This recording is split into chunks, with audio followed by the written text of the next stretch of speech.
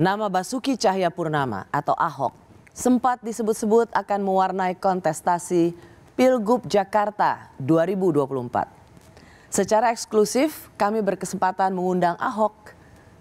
Kala itu Ahok bahkan menyatakan siap rematch dengan lawannya di Pilgub DKI 2017 yaitu Anies Baswedan.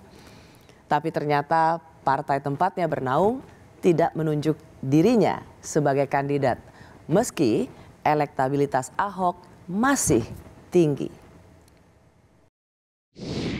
Kenapa tidak langsung PD Perjuangan mengusung ya satu nama dari kami yang terbaik, punya rekam jejak, Pak Ahok, 20% elektabilitasnya. Dan Litbang Kompas mengatakan Pak Ahok, mereka yang pasti memilih seorang Basuki Cahayapurnama itu 34,5%. Mengapa? Jawabnya gampang sih sebetulnya. Masih ingat nggak waktu Pak Ganjar dengan hasil survei begitu tinggi? Sebelum Pak Jokowi nyatakan tidak dukung secara tidak langsung. Apakah Ibu Mega langsung mencalonkan, mendeklarasikan Pak Ganjar? Pada waktu itu saya tanya juga sama Ibu, kenapa nggak mau cepat ketinggalan dong? Ibu jawabnya, kan partai kita bisa mengusung sendiri. Terus buru-buru, kan rakyat juga udah kenal yang kita calon. Kan kita bukan, kecuali calon yang kita calonkan tuh orang nggak kenal. Perlu waktu untuk diperkenalkan gitu loh, sosialisasi.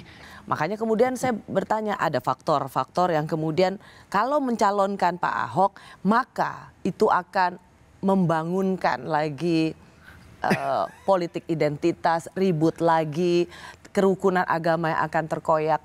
Apakah dengan pertimbangan-pertimbangan non-rasional seperti ini, itu Anda merasa sebagai yang dikorbankan? Enggak. Atau jadi kambing hitam? Saya nggak melihat PD Perjuangan mempunyai persepsi seperti itu ya. Justru sekarang yang terjadi kalau bisa, kita mesti lihat dong.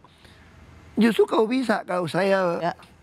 Justru kalau bisa rematch sama Pak Anies lebih menarik. Wow. Supaya mengukur sampai di mana bangsa ini setelah naik levelnya untuk menuju Bhinneka Tunggal Ika gitu loh. Jadi Pak Ahok mau rematch lagi dengan Pak Anies? Bukan. Maksud saya itu kalau Anda mengatakan bahwa ini akan takut ribut gitu loh. Kalau takut ribut ya paling cocok ya rematch dong untuk mengukur supaya apel dengan buah apel bandingnya gitu loh. Cuman mau, udah pede?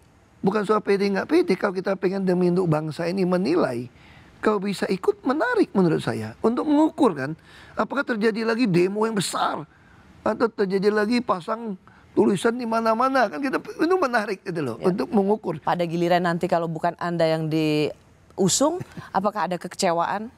Enggak lah, kami kan bilang kan partai pelopor itu kami dilatih sebagai kader. Kita tuh harus disiplin berorganisasi. Dan partai itu kenapa bertahan sampai hari ini dari Bung Karno? Karena kita pegang prinsip. Masa nggak kecewa Pak? Bahwa partai tidak bela-belain kadernya dengan tingkat elektabilitas yang paling tinggi. Pernah menjadi gubernur DKI Jakarta. Pernah memiliki rekam jejak kinerja yang terbaik. Tapi toh tidak diusung oleh partai. Kamu dan kayak nggak ngerti, nggak kenal aku aja. Saya masuk tahanannya nggak kecewa kok. Ketika sebetulnya itu harusnya saya bisa hukuman pencobaan.